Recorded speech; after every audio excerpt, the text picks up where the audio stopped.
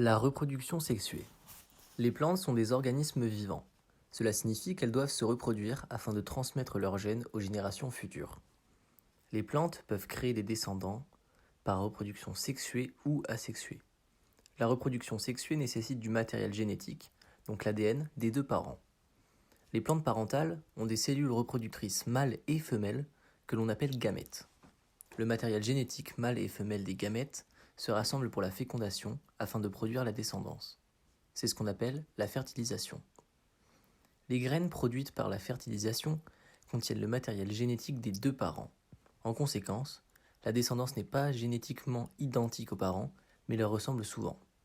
Cette diversité génétique chez la descendance peut l'aider à survivre en cas de modification des conditions environnementales. 1. La structure de la plante. Les plantes à fleurs, aussi appelées angiospermes, ont une reproduction sexuée qui s'appelle la pollinisation.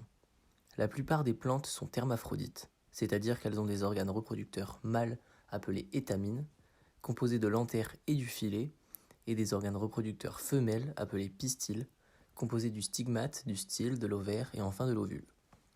D'autres plantes ont des organisations différentes.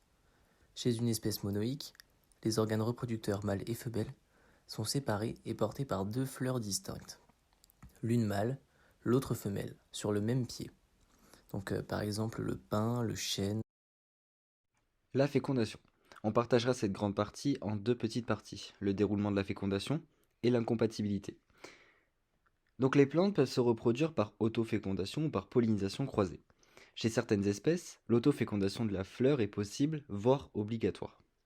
Cependant, chez d'autres espèces, des mécanismes d'incompatibilité nécessitent une fécondation croisée, dans laquelle le pollen de la fleur vient se déposer sur le stigmate d'une autre plante à fleurs de la même espèce.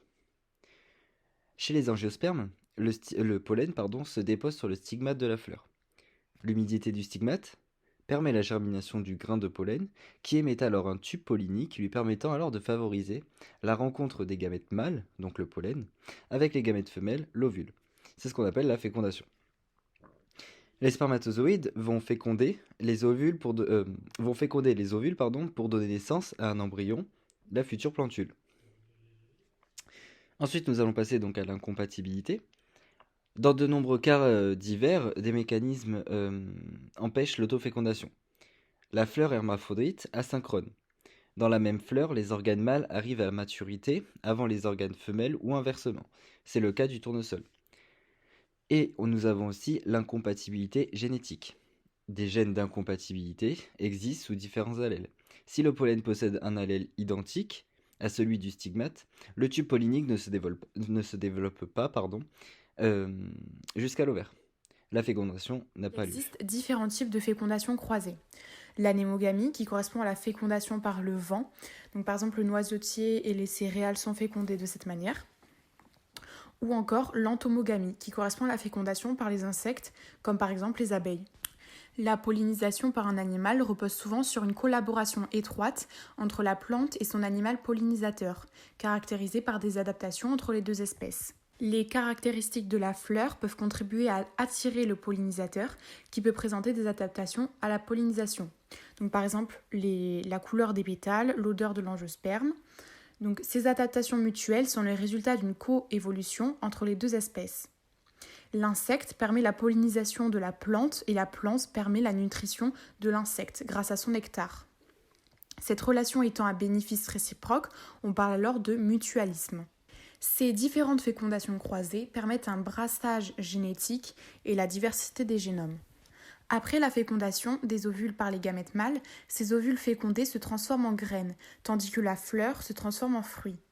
La graine, protégée par une enveloppe résistante, contient l'embryon qui donnera la future plantule lors de la germination, ainsi que des réserves qui seront utilisées lorsque cette germination aura lieu.